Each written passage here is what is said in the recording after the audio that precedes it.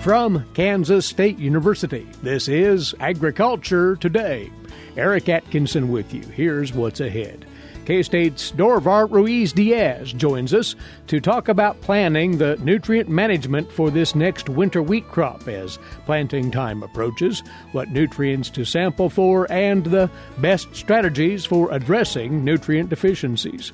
Then from the Washburn University School of Law, Roger McEowen talks about recent court decisions regarding the constitutionality of two key matters of interest to production agriculture.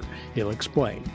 Later today, we've a tribute to longtime K-State animal science teacher and advisor Miles McKee, who passed away earlier this week, and K-State's Gus Vanderhoeven with another Stop, Look, and Listen. All that right here on Agriculture Today.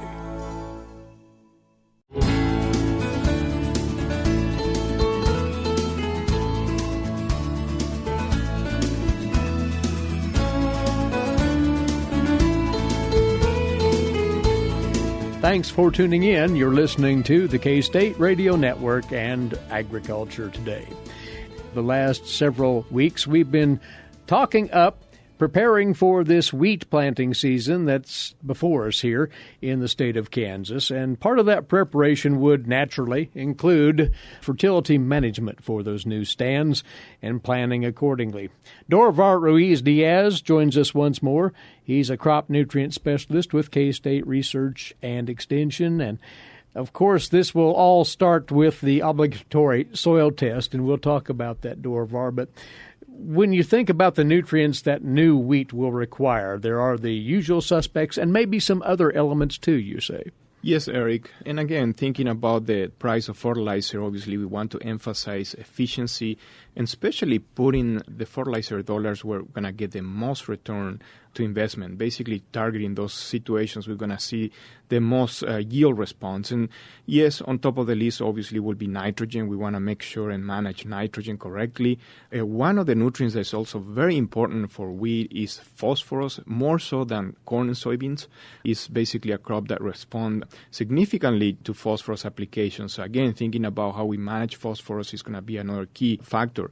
Other things that are also important and can certainly affect the response to fertilizer and yield overall. One of those is soil pH. We need to keep that in mind because we are seeing situations where pH is lower. Yes, we do have the ability to choose certain varieties that will tend to be more tolerant to low pH.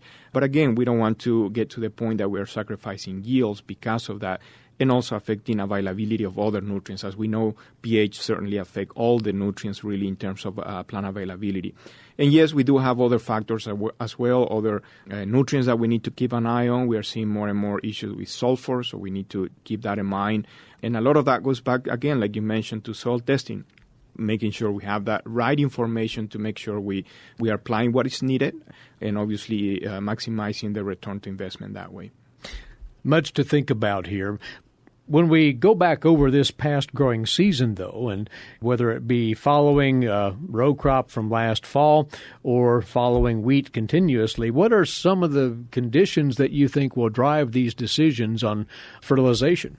Yes, if we focus specifically on nitrogen, there are a few factors to keep in mind there. One of the key factors for us in Kansas is the potential to have some residual nitrogen in the profile. And so this is very important, especially as we go in central and western Kansas, where we can basically keep a fair amount of nitrogen in the profile, especially if we didn't have yield levels as expected in previous crops. And so obviously we will have some nitrogen in that situation. But we also have the opposite case where we have maybe excellent yields and in that situation, obviously, we will have very little, if any, nitrogen left. So from that standpoint, we basically focus on, okay, what's been the history, fertilizer nitrogen history in that particular field, what kind of yields we've seen, and obviously evaluating profile nitrogen, which is basically what we recommend is to get ideally to 24 inches and look and see how much nitrogen we have in that profile. And this is, again, very important, connecting this to the current prices. There may be opportunities there to maybe cut back on nitrogen if we already have some of that nitrogen in the profile. So certainly, again, as we're thinking about this fall and nitrogen program moving in the spring even, we need to think about collecting that profile nitrogen soil sample and testing for nitrogen and see what we have there and make sure we are making adjustment based on that. Another thing for nitrogen as well that is very important, and oftentimes we think about those where the nitrogen is coming from. Remember that organic matter is one of the main sources of nitrogen. And so in our recommendation, we are accounting for about 10 pounds of nitrogen that's coming from each percent of organic matter. Okay, so we basically need to know what level of organic matter we have in each field. And again, this is obviously a value. Organic matter is not a value that's going to change a lot, but obviously require a soil testing that we can use and see what kind of levels of organic matter we have. In some situations, we have fairly high organic matter levels, producers maybe with multiple years of no-till systems where we have a fair amount of cycling of nitrogen already going on. And so in that situation, again, having that organic matter information is another key component on the nitrogen management side. Yeah, as a matter of fact, when you speak of soil organic matter, that's a good indicator of sulfur availability as well, you say. That's a very good point, yes, because if in switching a little bit on the sulfur side, sulfur is a nutrient that actually behaves very similar to nitrogen. And so we just talked about profile sampling for nitrogen. That's actually the same sample that we're going to use basically for sulfur analysis. We do need to see what we have in the profile for sulfur. It's a mobile nutrient. And again, very similar to nitrogen because it's basically the main source is organic matter. And so we do have a fair amount of sulfur coming from organic matter. We usually estimate about 2.5 pounds of sulfur that coming from each percent of organic matter. You have to keep in mind that we don't need a lot of sulfur. Typically in that range of about 15 to 20 pounds is all we need. So very easily, in many cases, maybe we're already getting that from organic matter. Maybe we do have a fair amount of sulfur in the profile. So once more, going back to that profile sampling or surface 6-inch sample will give us this information. And this is very important because we've been seeing more and more sulfur deficiency issues in wheat. And so it is a nutrient that we need to keep an eye on. It's the crop that's showing the most deficiency issues every year. And so we need to pay attention to that nutrient. Another nutrient that deserves attention too, and it's mobile likewise, and that is chloride, Dorivar. Yes, chloride is obviously is a mobile nutrient. Again, once we are collecting that profile sample, we can also test for chloride. We don't see as much response across the state, but you can see significant responses depending on where you are. And we tend to see more responses in that central part of the state where we do have enough rainfall to leach the chloride from the profile. And, of course, we are not applying any chloride with potassium, like potassium chloride. And so we do tend to see that's a part of the state where we tend to see good responses to chloride. And so that's certainly another nutrient that we need to think about. Obviously, all of these nutrients, nitrogen, sulfur, and chloride, are mobile, which means fertility programs can be done either in the fall or combinations to top dress or primarily top dress in many cases, depending on what type of program we have. But we need to be thinking about how much we need, and we need to evaluate that here in the fall, ideally. Talking sampling for just a moment then, and you've mentioned that one can look at the 24-inch sample, the profile sample, if you will, or they could go with the simpler 6-inch sample. Is there any reason to go with that exclusively when the 24-inch will cover all possibilities? That's a very good point. And certainly what we're really trying to look at here is to look at different types of nutrients. Again, in that 24 profile, we're looking at those mobile nutrients, nitrogen, sulfur, and chloride. With the 0 to 6, we're really targeting the immobile nutrient. We just talked about organic matter. It's one of those, which is going to be a source of some of these nutrients. We mentioned briefly pH. In that 0 to 6, we want to look at pH, especially in conventional tillage.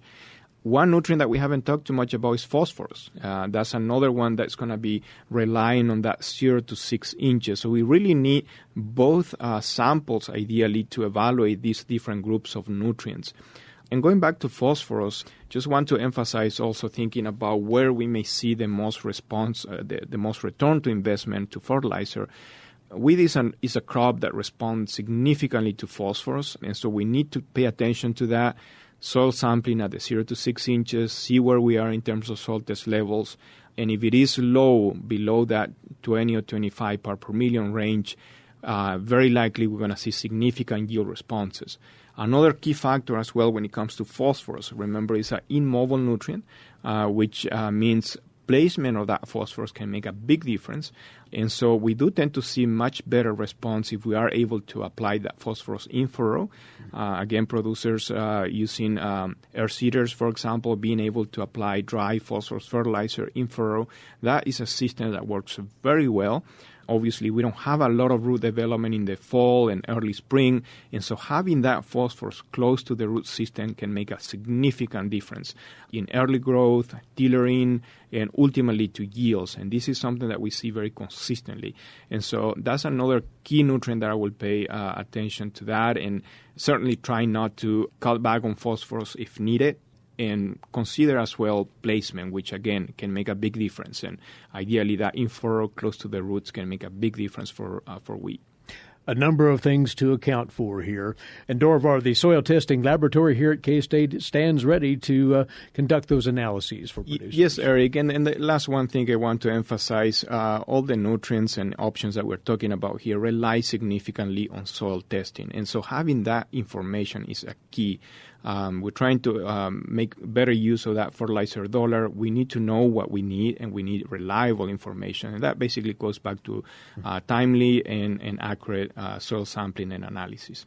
Talk with your local Extension agricultural agent. They can be of aid in this process. And Dorivar, an important time for our producers, key part of management ahead of wheat seeding, and that is mapping out that fertility program for those new stands. Many thanks for coming over.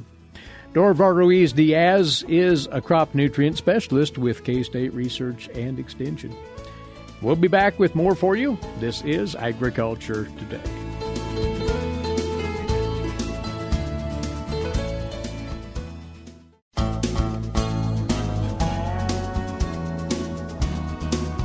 We're back now on Agriculture Today, and we've a couple of constitutional issues to go over as we visit once more with Roger McEowen, professor of agricultural law and taxation at the Washburn University School of Law.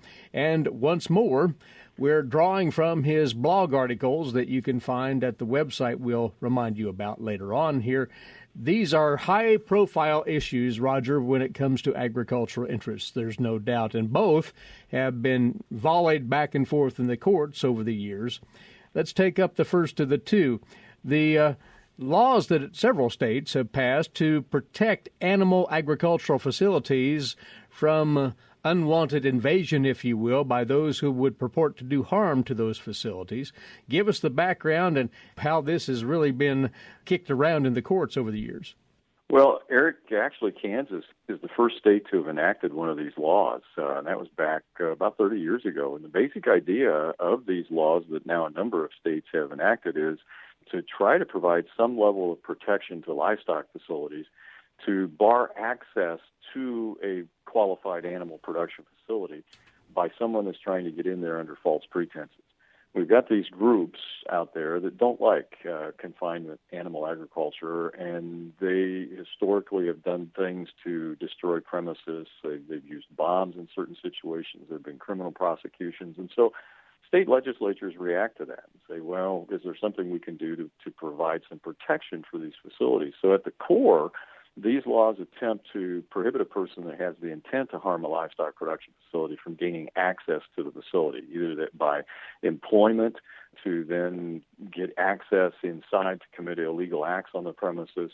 You've seen stories of the videotaping of what's going on inside, and some of the things that they've caught on the videotape, I'll grant, is not good. Mm-hmm. But then when you get beyond those types of things, or you lie, you misrepresent yourself in what your intent is to get employment there, that really raises the legal question. Well, what can be done from a legislative standpoint to bar people with ill intent from gaining access to do things that would harm the employer then? And really, I think it comes down to laws that bar lying and trespass coupled with intent to do physical harm to an animal production facility likely are okay. Those are probably not constitutionally deficient. Now, if you get beyond that, then you've got issues with respect to restrictions on free speech, and that's probably not constitutional. A number of states have these laws in place, and they've been challenged, and there have been differing rulings as to the constitutionality of these over the years? Yeah, there has. We've had a number of state court rulings and federal court rulings, and most recently, 2 federal court opinions, really within the last month. The 8th Circuit Court of Appeals issued an opinion dealing with the Iowa statute, and then the 10th Circuit Court of Appeals just a little bit over a week ago issued an opinion concerning the Kansas statute. And the Iowa one, and these state laws are basically the same. Now, there are nuances in the language a bit from state to state, but they're basically the same. So when one court issues an opinion on one state's law, generally that's got pretty good application elsewhere. But in the 8th Circuit, in early August, the U.S. Circuit Court of Appeals for the 8th Circuit said that the Iowa law was okay, at least that portion of it, that provided for criminal penalties for gaining access to a covered facility by false pretenses. In other words, lying on a job application to get access. And that's the first time that any federal circuit court of appeals has upheld a provision that makes illegal the gaining of access to a covered facility by lying. Now, the other part of the Iowa law that was also at issue was the employment provision. So if you knowingly make a false statement to obtain employment, the court didn't like that provision. They struck that down as violating the First Amendment because the Iowa law was not limited to false claims that were made to gain an offer of employment. What they were saying here was, well, that could bar someone that made a false statement at a job interview or on a job application that really was not material to protecting the state's interests, so in protecting these facilities. So it's such as falsely exaggerating certain things to impress the job interviewer. And so that what the court said there was that barring only false statements that were material to a hiring decision was what they needed to tailor that law to, and they hadn't specifically tailored it to that. So you had part of the Iowa law being upheld as constitutional, another part of it being struck down as unconstitutional on First Amendment grounds. Then let's move to this more recent case yet out of the 10th Circuit on the Kansas provisions here. What were the arguing points here? They differed a bit from that in the Iowa case? Yeah, just a bit. Now, the Kansas law makes it a crime to take pictures or record videos at a covered facility, as the law says, without the effective consent of the owner and with the intent to damage the enterprise. So there's 2 prongs to that. Mm-hmm. And so these groups that were challenging the law, these animal activist groups, claimed that the law violated their First Amendment free speech rights, and the state responded by saying, no, we're not barring speech, we're barring conduct that violates the statute. And so the First Amendment doesn't apply. But the court tied together conduct with speech to find a constitutional violation. In other words, the court said it's necessary to lie to gain access to a covered facility and consent to film activities, and so therefore it is speech that is being regulated here, lying with the intent to cause harm to a business, and that's what's unconstitutional. Now, I think that is false logic, and indeed the dissent in this case pointed out to me correctly and also consistently with the 8th Circuit that had construed the Iowa statute, that lies uttered to obtain consent to enter the premises of an ag facility are not protected speech. And I think that's correct. But that was the minority view, and so that was the dissent. And so the Kansas statute was struck down as unconstitutional, which means that the Attorney General's got a decision to make here as to whether they want to push that on to the U.S. Supreme Court or not. Our other item today, well, it delves into the free speech question likewise, and we have talked of this many times before. The commodity checkoff programs we see in their various forms in support of agricultural efforts, and whether or not those mandatory checkoffs are constitutionally protected as government speech, lend some more background on that and this government speech issue, if you would. Yeah, what's at issue most recently, there's a recent federal court opinion, again, out of the 9th Circuit out west, dealing with the federal beef checkoff. And now states have their own systems, and so this originated in Montana with the Montana checkoff, but as those checkoff funds are split between state beef councils and the federal checkoff, it's a case involving the overall federal beef checkoff. Mm-hmm. And bottom line, what the court said was that because the government was so entangled, the federal government was so entangled in the operation of the checkoff itself, that anything that the checkoff did, any speech that was made, in the advertising that was done, that was all government speech, and therefore it's not subject to First Amendment potential violation as private speech. That's an important ruling, but this has been once more an item of discussion in the courts in the past. And the government speech doctrine has to meet three particular points, you say. That's right. Yeah, the government has to exercise, and this came out of a court case a number of years ago called the Johans case against Livestock Marketing Association. It's a U.S. Supreme Court case in 2005, which laid down this marker, this three-part test, these three rules that have to be satisfied to determine whether you have government speech or not. And the first one is the government has to exercise sufficient control over the content of the checkoff to be deemed ultimately responsible for the message. And then secondly, the source of the checkoff assessments must come from a large, non-discrete group. And then third, the central purpose of the checkoff must be identified as the government's. And that's the analysis the courts have gone through in applying the rules to any particular checkoff that comes before them. And that's what the Ninth Circuit did in this case. I think the trickiest one of these is the second element, and that is that the source of the assessments must come from a large, non-discrete group. So when you have private cattlemen, is that a large, non-discrete group or not? Now, so far the courts have said that, yes, it is on a national basis. So the checkoffs have largely been upheld as constitutional, particularly when you have situations where the facts show that the government really the federal government either directly runs the checkoff program or has the authority to do so, whether or not they exercise the authority. Mm-hmm. And that's what was happening with this Montana checkoff, and hence the federal beef checkoff, is that the USDA secretary has entered into memorandums of understanding with a number of states saying that, well, we've got the authority to examine everything that you do, the use of the funds, the content of advertising, but the Ag Secretary never does. And so that's been the point of the cattlemen saying, well, they don't exercise the authority. But what the court said was, well, with the memorandum of understanding, it gives the Ag Secretary the authority to do so if the Ag Secretary wants to. And that was enough to constitute government entanglement or sufficient government control over the checkoff to make it government speech. Interesting in the details here. This probably is not the last we'll hear of challenges to the checkoff construct. And Roger has written some great articles on both of these matters that you can find on his blog at washburnlaw.edu/WALTR. Always important developments to pass along to producers out there, Roger, so thank you. And in 2 weeks, we'll catch up with you once again. Thank you, Eric. Roger McEowen, Professor of Agricultural Law and Taxation, Washburn University School of Law, and we'll be back on Agriculture Today.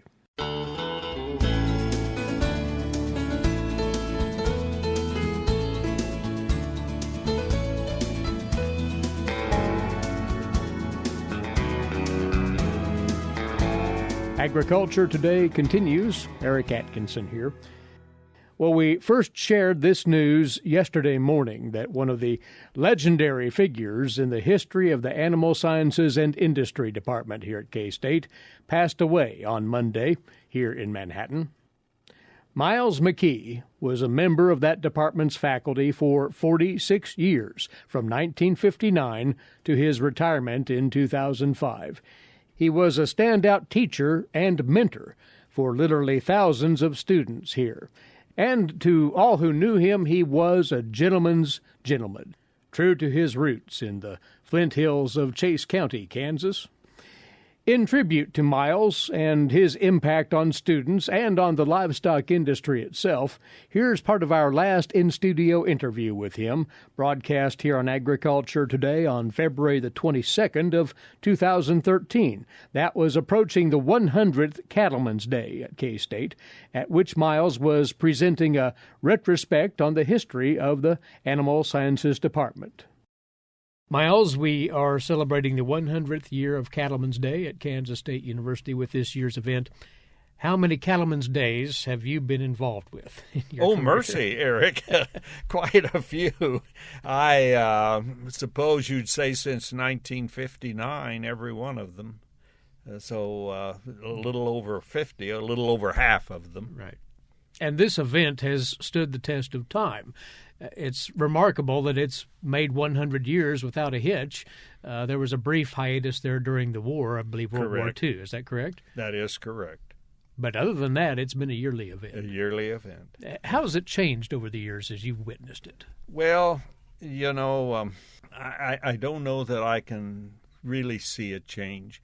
One of the things that, and this is a little sidelight, Eric, Sure, more than anything else, but I have some old pictures of Cattleman's Day back in the 20s and the 30s. And the farmers showed up in coat and tie, and it looked like it was almost a very formal type setting. Today, we don't do that. We're much more relaxed and much more at ease. But they tried to do then what we do today. They would, many of these early cattlemen's days were held at the research unit at the barn. And they would bring pens of cattle that had been treated in different ways, various feeding systems or whatever it might be, run them through a ring with the cattle producers seated on bleachers around that ring. Now we have Cattleman's Day down in our arena, and we don't bring the research cattle in. It's if we need to, we show slides or pictures, but so it's changed somewhat in that respect. But the effort to pass along that information has not changed. That is correct. At least I don't think it has. What they have you doing during Cattleman's Day, this 100th edition, is something unique. You are actually making yourself available for a look back at the department's history. Now, for those who don't know, you somewhat recently co-authored a book covering the history of the Animal Sciences and Industry Department. So your role today is to walk through some of those highlights? What? Right. That's what we're going to try and do, is to tell people where we have been and what we've done and why we are where we are today. And we could spend all day going over those many highlights of the rich and, you'd have to say, colorful history of animal sciences and industry at Kansas State. When you think about 2 or 3 of those highlights, though, Miles, what leaps to mind? Well, when we think about K-State, once again, I'm just reminded of the people that have made the department. Now, I've known several of them, not all of them. I don't want to try and eliminate someone just because I didn't know them, but starting with Dad Weber, and what a man he was, a great, great person. Don Good, who has been so good to me. Rufus Cox, who was head of the department. Ed Smith, who did much of the early work on the grass utilization project and came up with ideas or with the theory and proved that if you burn your pasture, you'll get more pounds of beef. And if you burn it at the right time and in the right way. Well, anyway, there are those type of people that I think stand out in my mind. Secondly, I think the teaching of the department, their concern for students, I think we're well known for our work with students. And, of course, this includes judging team activities. And judging, has a great deal to do with how the students are able to reason, make decisions, to stand on their feet and say, hey, here's what I believe and why, and do it in a convincing fashion. So the work with the students and the students we've taught, it's marvelous to travel out through the state and meet these students, former students, with whom we worked. As you've seen the department evolve over the years, and it has taken on new and different directions and maintained some of the standard and important directions of the past as well. What sorts of things really jump out to you there? What things catch your attention? Well, Eric, now that you've put me on a spot here. I hadn't thought about that for I'll give you all the time you want. Well, I am convinced that the fact that we really care for our students. We really want them to get the knowledge they need to be successful.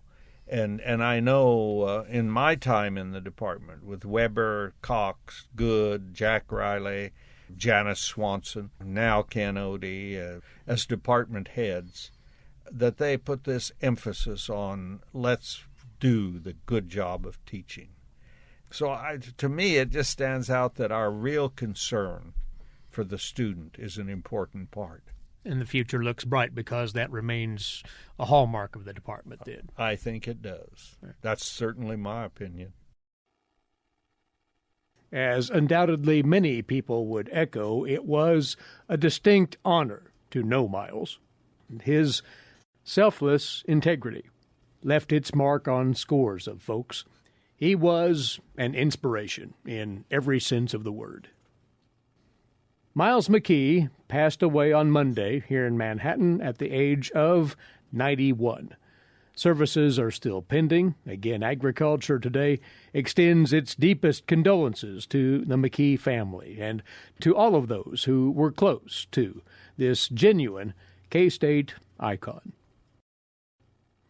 Agriculture Today returns in a few moments. This is the K-State Radio Network.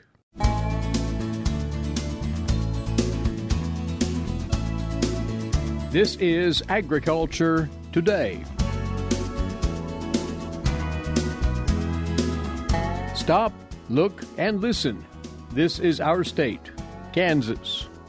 It's a way to finish a farming career with a big bang. That's Gus Vanderhoeven of Kansas State University with comment on life in rural Kansas. It was the daughter and her husband, daughter of a dear friend, who needed help with a landscape plan for their recently purchased property of 4 acres. I do not know the daughter nor her husband, but they recently moved to Kansas. That in itself is a wise decision. I don't recall where they lived before, but open space must have appealed to them, as well as being closer to family. They bought space, close to 4 acres. The 4 acres were part of a farm, and I Googled the property and saw more scattered homes on what seems to be 4-acre plots. On the aerial photo I can see the old farmstead barns and outbuildings. It's a way to finish a farming career with a big bang. Sell acreage, especially when the city is coming your way. But the old farm will be gone. Sometimes a barn building, rock wall or fence post are all that is left. Maybe a piece of machinery. If a rock wall is part of your property, it's something to hang on to as an element in the landscape. I told the daughter of my friend that I would be glad to help her daughter and husband as much as I could. The reality is, I've not gone out to look at the property. I've not walked it yet, and it needs to be walked many times. The first walk should be me alone, so that I notice whatever the site is trying to tell me. The 4 acres are fairly flat with a slight slope to the south. Looking at it from the air, through Google, it probably was a hay meadow. Earlier, it may have been plowed. I would have to dig into the old farm history. The house is not exciting to look at, and as it is so often, it's placed square with the road. Other houses in the neighborhood seem to have been sited. On 4 acres that would be so easily done, and could be the start to create an interesting landscape. In Kansas, where we live 20 degrees east of south, if the site allows that, is a good position solar-wise for the house. It's interesting that our house here on the hill has been placed along that line. The benefit of that is obvious. I always like wintertime when the evening sun peeks in as it sets through the trees at the end of the day. Important now becomes the outdoor deck or patio, but with a future guest house mentioned on the wish list, one can do that right. It should not be difficult to place a guest house on the 4 acres. And this is where it becomes interesting and where a designer has to listen and take notes. The client may be impatient and think that with the movement of a magic wand, a plan is produced with all the oohs and ahs of surprise and satisfaction. Let me tell you, there is no Tinkerbell. Designing is hard work. Sometimes the smaller the property, the more difficult the job is. Sometimes a very difficult lot has the design answer written in it. What the designer has to do is unlock it and read it. That's his or her job, and the joy of designing. A good design has what a colleague of mine calls the ah moment. It is the moment that the design idea suddenly starts to take form when reading the land and listening to a client and seeing the opportunity. You recognize what can be special about the place. A good design, especially for an unimaginative lot, takes time and concentration.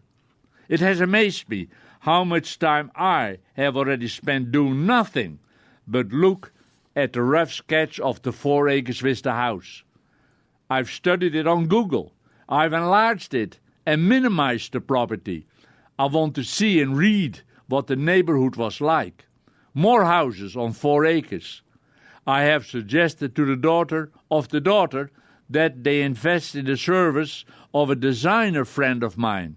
She is very good and creative and will be able to provide a solid plan to slowly get established and work towards from. Also, she is local, which is very important. I told my friend I do not charge for this project. Yes, they offered, but friend to friend, no. And there's another reason. If I need to, I can walk away. I am at a good age that I might have to. This is not a project where you place and plant a tree. This is a project where a design is an investment, which in time will handsomely pay back whatever it cost. The example is my 4 acres here on the hill, where the start was planting and watering the small trees we planted according to plan.